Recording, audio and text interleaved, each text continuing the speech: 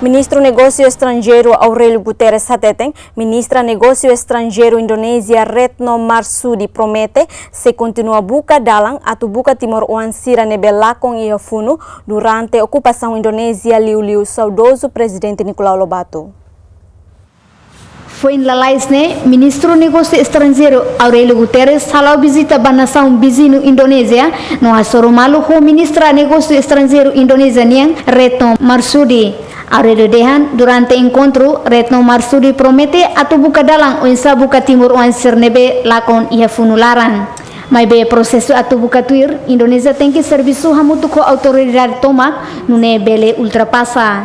Agora em Indonésia será tão na falta né nessa sernia ia agenda para o insama que ajuda para to buka restos mortais tem heróis sernebek ulu Timor Uansir sernebek ulu lakon em Indonésia tempo incluímos Presidente Nicolau Lobato ini restos mortais né besiran sa tahu atenção baida né ser buka para o insama itu buka lisu para lorena berhatan sirne né saya sini a prioridade. Antes ne, ex-comandante Tentara Nasional Indonesia, General Gatot Nurmantio, declara niel lahatene konaba kazune. Entretanto, saudoso Nicolau Lobato mate ihat loron tolurising ida fulan Desember, tinan reunida atusia hitu nulurising walu ihat turiskai same. Celestina Teles, Tituliviu, Ziemen.